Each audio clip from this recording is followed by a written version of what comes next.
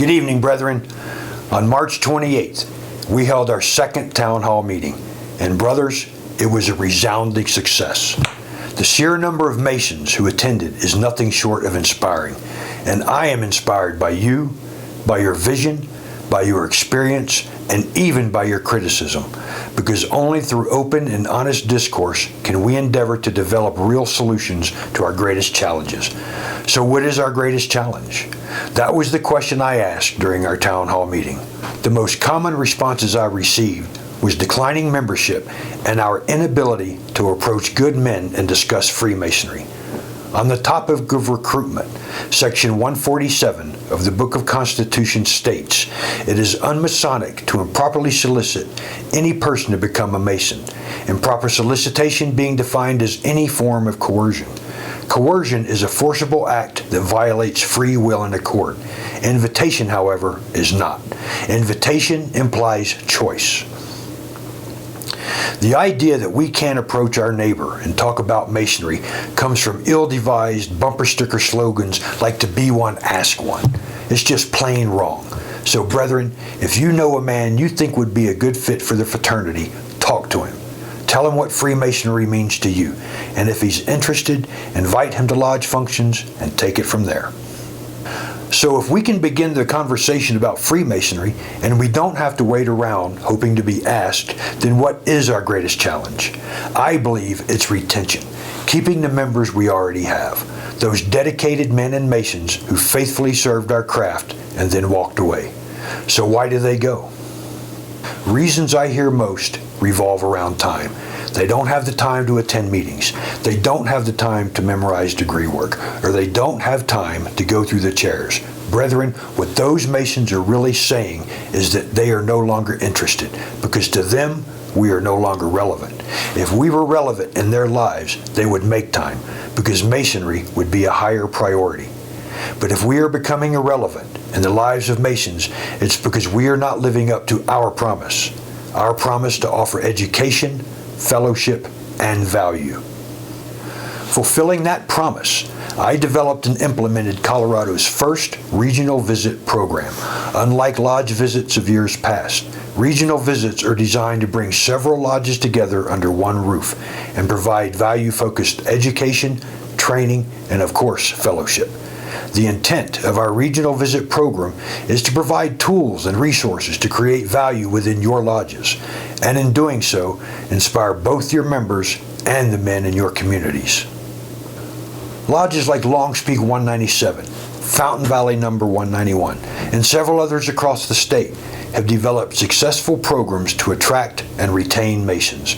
As a result, they not only attract a record number of candidates, but more importantly, they keep them. So how do we get those men back who walked away? We communicate. Worshipful Masters, pick up the phone and have a conversation with those brothers who stopped attending lodge. Don't text them, don't email them, but call them. Better yet, meet them face to face. They are, after all, your brother. Invite them to your home for dinner or to encourage them to attend one of your lodge's functions. Don't simply invite them to another business meeting. Boring business meetings are likely why they left in the first place. Be candid, but be courteous. Ask them why they no longer attend. Ask them what they are missing from their experience, and ask them what you, as Worshipful Master, can do for them. Let them know that they have value, and in turn, that you are committed to providing value to them. Let's talk about another issue concerning retention. We have become so fearful of declining numbers that we will offer a petition to any man who expresses the least bit of interest. If we are sincere in our intent to attract and retain Masons, we must change how we bring men into our fraternity. Quality takes time. Value does not happen overnight, and Freemasonry should never be rushed. Rushing through the degrees dilutes the experience and marginalizes the journey. It's drive-through Masonry, and like junk food, it's cheap, it's fleeting, and it's unsatisfying. So instead of giving a man a petition as soon as he expresses interest, then voting on him while the ink is wet, take your time. Invite him to visit the lodge whenever possible, and make it known that it can take several months. And if he stops showing up in the process, that is a damn good indication that you wouldn't have retained him anyway. So how long should you wait before asking a man to petition? There is no single answer to that question.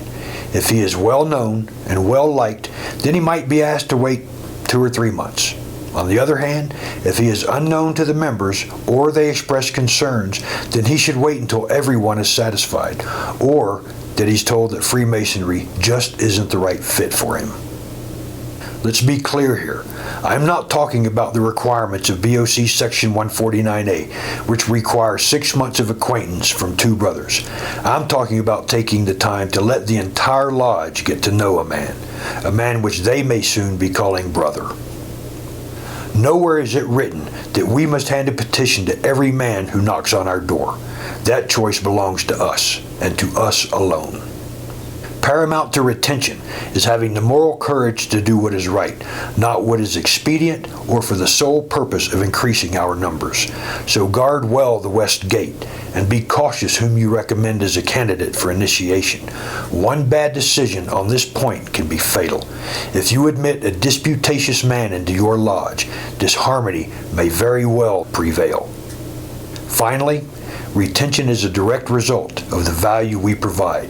First impressions matter, so dedicate time to learn the ritual and the floor work. Our ritual is important, not only to the deeper meanings of our philosophy, but also how it is delivered. How we conduct ourselves in lodge is the first impression we give our candidates. It forms the very basis of their opinion and how they perceive the craft.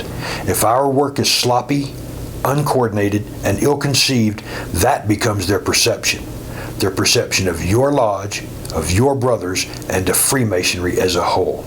Brothers, we get one chance to make a first impression, so make it a good one.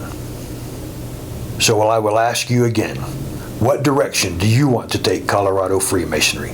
Do you want to continue business as usual and watch us fade into obscurity? Or will you roll up your sleeves and commit yourselves to the great work? We all know that this is no easy task, but working together, we will once more become a force to be reckoned with, a force for change, a force for virtue, and a force for good in a world that so desperately needs what we have to offer. Brethren, that choice is yours. I would like to remind you that our next town hall discussion is scheduled for Monday, April 25th at 7 p.m.